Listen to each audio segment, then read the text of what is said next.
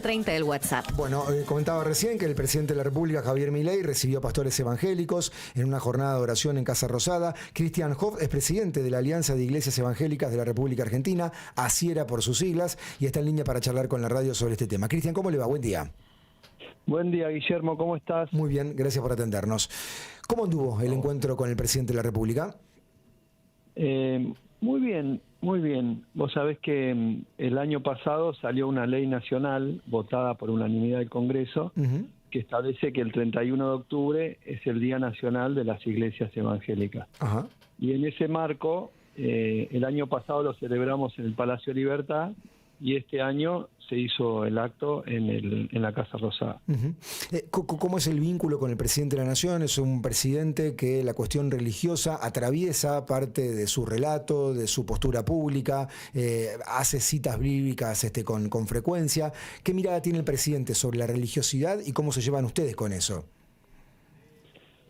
Bueno, más allá de la institución del presidente, es un ser humano, una persona, ¿verdad? Y como persona, es una persona que se lo nota, digamos, abierto a su faceta religiosa, cosa que a veces no se ha visto mucho en algunos funcionarios de alto vuelo. Aunque sí algunos, quizás en una religión más tradicional, ¿no? Católica, por ejemplo, y eso no llama tanto la atención porque, bueno, acordate que no hace tanto era obligatorio que el presidente de la Nación sea católico hasta la reforma. Hasta la reforma del 94, tal cual. Claro, o sea, más allá de la postura de cada uno, creo que es muy auspicioso que un presidente se muestre así como es. Si es abierto a su vida religiosa, la verdad que nosotros lo vemos como un hecho favorable para la pluralidad, para la mirada diversa. ¿Y qué parte tiene que ser visto por la sociedad, ¿no? Me decía recién que el 31 de octubre, Día de las Iglesias Evangélicas, ¿qué particularidad tiene para el público que lo está escuchando y que no conoce en profundidad? ¿Cuál es la particularidad que tiene la Iglesia Evangélica? Bueno, justamente de las particularidades que tiene es que, bueno, como sabés, tiene más de 200 años de historia en el país. Este año se cumplieron 200 años de la primera reunión evangélica anglicana. Claro que en ese momento era un pueblo muy pequeño, mayormente de inmigrantes. Hoy, de acuerdo al CONICET, representa más del 15% de la población. Epa. En algunos lugares más del 20%, claro. Eso implica que atraviesa toda la sociedad, ¿verdad? En todas las capas sociales, en todas las provincias, en algunos lugares quizás un poco más, en algunas, digamos, por lo que este trabajo que hizo el CONICET, no sé si estás al tanto. Lo recuerdo, sí. Han hecho una investigación profunda y la siguen haciendo. Primero hicieron en 2008, que salió un 9% de la población, en el 2019, que antes de la pandemia salió un 15%, o sea... Están creciendo, un crecimiento. Una tendencia, de crecimiento. Y ustedes... y es un hecho sociológico, digamos, más allá de que nosotros lo vivimos como... Algo religioso tiene un costado, que lo ha vivido de su experiencia personal. Tiene diferentes aristas, ¿no? La arista personal, que para mí es la más valiosa, la arista sociológica, la arista política, que es a veces la que más llama la atención, porque siempre, bueno, hay, a veces hay prejuicios, ¿verdad? Algunos ámbitos. Cristian, ustedes creen, a veces con desconfianza. No, le quería preguntar, ¿ustedes creen, se basan en el Antiguo, en el Nuevo Testamento, en otras Sagradas Escrituras? Es una fe cristiana de las más importantes del mundo, o sea, recordemos que son 508 años de la Reforma, que se celebraron ahora. Yo vengo de un encuentro en Corea, donde estaban 122 alianzas como la nuestra, 122 países representados. En algunos países es la religión, como no sé, Alemania, la iglesia protestante es la mayoritaria, en Estados Unidos es la mayoritaria, en Inglaterra ni hablar.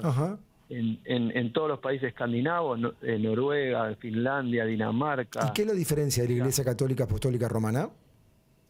Bueno, como vos sabés, la iglesia cristiana que nace en el siglo I, digamos, tiene un cisma a los 1000 años con la Iglesia Ortodoxa de Oriente y la Iglesia de Roma de Occidente, digamos, pero sí, todo el mundo oriental mayormente tiene por ejemplo, en Rusia, la Iglesia Ortodoxa es la mayoritaria, digamos, en Ucrania, en países, pero es cristiana, o sea, es la misma fe, la misma Biblia.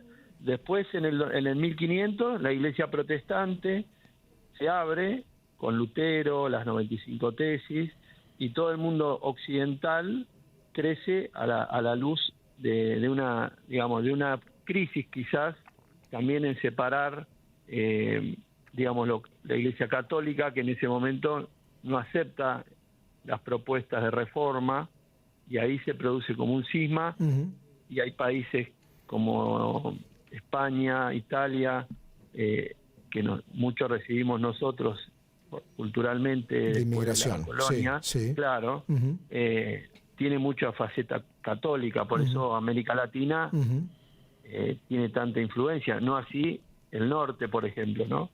Estados Unidos u otros, pero es la misma fe cristiana, digamos, es la misma. La misma raíz, digamos. La misma raíz, digamos. Claro, entiendo. después hay cosas que justamente la reforma que presenta Lutero es solamente cree en la Biblia, solamente en Jesús como Salvador, solamente por la fe es la salvación, no por las obras. Eso es lo de la reforma, ¿no?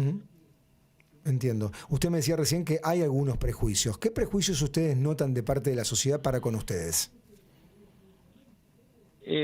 Bueno, obviamente que como ya no es una minoría, digamos, que pasa, digamos, desapercibida en la sociedad. Hay veces que los prejuicios vienen desde algunos sectores, ¿no? Que vos mismo los podés observar, ¿no?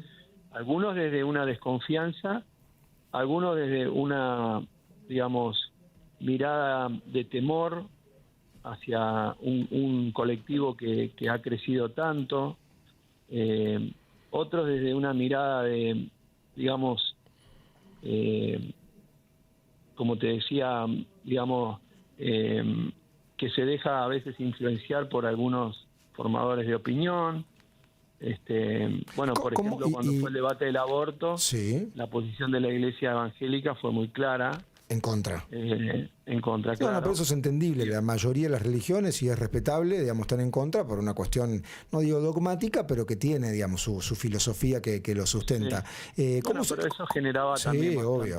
¿Cómo se llevan con el tema del dinero y con el tema del financiamiento? Digo, porque también en su momento hubo series televisivas que han planteado, por ejemplo, está la cuestión del diezmo, el tema, como está la ficción, pero siempre la ficción tiene un impacto, ¿no? ¿Cómo se llevan con eso? Eso es muy importante preguntarlo, porque uno de los principios que la Iglesia protestante evangélica ha mantenido siempre es separación Iglesia-Estado.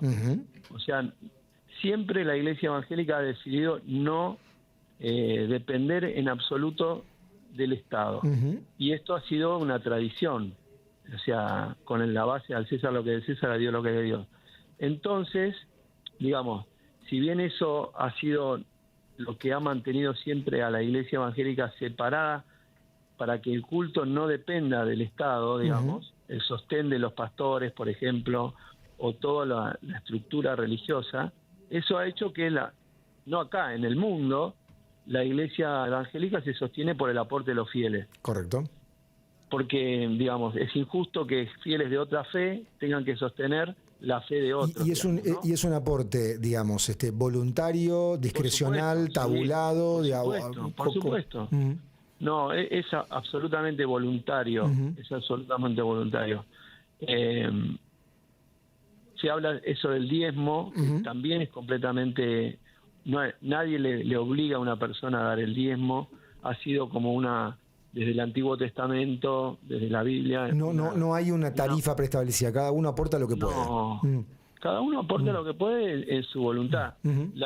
Hay principios bíblicos que hablan del diezmo, pero eso, digamos, no se aplica obligatoriamente. Nadie hace una implementación, porque en realidad es así. Si yo voy a un club, pago una cuota y aprovecho de los beneficios del club. Yo pertenezco a una fe y yo quiero sostener mi fe. Yo digo, ¿cómo voy a sostener un templo si tengo que pagar un alquiler, pagar la luz, pagar los gastos, pagar los impuestos, porque se pagan, digamos, por ejemplo, qué sé yo, el IVA, no sé, cualquier impuesto que paga un culto, digamos, ¿no? Más el sostén del pastor, que en la mayoría vos sabés que los pastores son que tienen familia, porque no son célibes, en su mayoría. Sí, tienen que vivir de algo, obvio. Entonces muchos, la iglesia, porque en su mayoría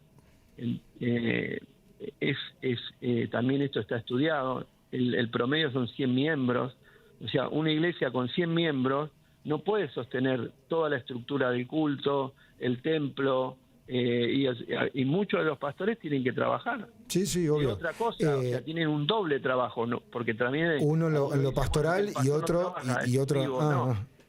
O sea, el pastor tiene que trabajar también. Yo, por ejemplo, soy abogado y por muchos años mi iglesia no me podía sostener porque entonces yo tengo que... ¿Y usted ejercía la profesión liberal, litigaba? Por supuesto, claro, por supuesto. Por supuesto. ¿Creen que hay otros, porque no lo vemos como una contradicción. No ve no una entiendo. contradicción. Entonces, por ejemplo, el hombre o la mujer, digamos, ¿no? Trabaja, tiene un oficio o tiene un empleo de 8 horas y después hace el trabajo pastoral. Le pregunto, ¿cree que una parte de la sociedad los mira con desconfianza respecto a la cuestión de los recursos? Que a veces se ve mucha espectacularidad en la puesta en escena, de muchos seguidores, de mucho movimiento. Digo, en Brasil es un movimiento abrumador, como han ganado, digamos, participación en la sociedad. Y aquí también estamos viendo, usted me contaba de este informe del CONICET, que han tenido incrementos muy fuertes en la llegada de la población. ¿Hay una mirada a veces muy crítica de una parte de la sociedad que los mira con desconfianza respecto a los recursos que manejan? Son dos cosas diferentes las que me estás planteando. Una, el crecimiento. Sí. Bueno, pero viene de la mano. Que eso es notable. Sí. No, bueno, el crecimiento que, como te digo, no es... quizás algunos tienen en vista alguna iglesia en la televisión, no sé qué, pero... Si vos ves las iglesias de Rosario, de Córdoba, de Santa Fe y de otros lugares, la mayoría del crecimiento se da en pequeñas congregaciones. Entonces, si vos vas en el barrio, digamos, y vas viendo la iglesia que tiene un lugar bastante precario, algunas, ¿no? Con un esfuerzo que trabaja ahí en el barrio, ayudando a los chicos de la droga, teniendo un comedor. O sea, si vos desconfías de que ahí hay una malversación de fondos... No, yo no le hice ninguna... No digo de vos, no digo de vos, digo en general. ¿No? Sí, yo le planteaba lo que uno a veces recoge de miradas escépticas. Claro, pero esas miradas, fíjate que a veces están agarradas de, como a veces ocurre hoy, ¿no? Sin un sustento... Sí, obvio. Con mayor preponderancia de dejarse llevar por, digamos, alguna influencia, pero no por una comprobación de los hechos, digamos. Total. Y mirar cómo Cristian, vive ese pastor. Perdón que lo aprovecho y lo estoy bombardeando preguntas, pero ustedes Todo bien. Bueno. No sé cómo formular la pregunta respetuosamente. ¿Ustedes concretan milagros? Digo, ¿son pastores que pueden, digamos, curar personas, que pueden resolver muchas cuestiones de una profundidad espiritual muy compleja?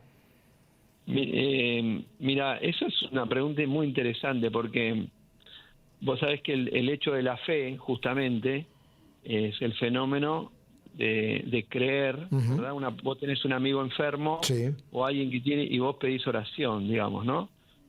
Es más, hay personas, bueno, salvo que unas personas no crean nada, digamos, pero si vos decís, estoy pasando por esto, orá por mí, o tengo una persona que está haciendo quimioterapia y orá por que pueda curarse, que pueda salir, digamos, de esa situación. O sea, la oración está muy pegada, la oración está muy pegada a cualquier tipo de fe. Por supuesto, los cristianos que siguen la vida de Jesús y ven que Jesús enseñó a orar por las personas que están enfermas y le dijo a los discípulos, oren por los que están enfermos. De hecho, Jesús dijo, vayan y oren por los enfermos a los discípulos, ¿no? O sea que la iglesia que no ora por la sanidad está como desligada de la enseñanza bíblica. La iglesia cristiana, y esto habla de un pastor, de un cura, de cualquiera que ejerza la fe, digamos, ¿no? No, la oración vinculada a la sanación la entiendo. Yo le preguntaba si el pastor evangélico puede concretar milagros. A ver, bueno, el pastor va a orar, eso, la oración alineada a la fe. El pastor, ¿qué es? Es un cristiano que viene una persona que está enferma y le pide, pastor, ora por mí para que me sane. Bueno, oro, Señor, hacé el milagro y sanalo. Es un intermediario, digamos, quien concreta claro, el milagro es es Dios, Dios, por supuesto. es la divinidad. Claro. Ajá. La oración es el instrumento que pero no es el pastor. Cualquier cristiano puede orar por alguien, ir a un hospital y orar por alguien que está enfermo y pedir que se sane. Y con fe, digamos, Jesús dijo, oren con fe y la montaña se moverá, oren con fe y los milagros ocurrirán. Pero eso no es del pastor que tiene una credencial para hacer milagros. Eso es cualquier persona que tenga fe y de cualquier tipo de fe, pero sobre todo el cristiano tiene que vivir su fe. Si no cree, entonces ¿por qué dice que cree? Digamos, y la fe es creer. Entonces es en parte eso. Lo después se manipula, se usa para decir que el sanador. No, eso no es así. Cristian, ha sido un gusto conversar con usted, nos has instruido mucho. Le agradezco estos minutos con el LT8 de Rosario. Por favor, Guillermo, gracias por llamar. No, por favor, abrazo grande. Estábamos, Dale, chau. Hasta luego. Cristian Hoft, presidente de la Alianza de Iglesias Evangélicas de la República Argentina, ASIERA. Ayer el presidente Milei los recibió para una jornada de oración en la Casa Rosada y conocimos un poco más de esta creencia, de esta fe. 9:28, ahora en la mañana. Me trae loco su figura.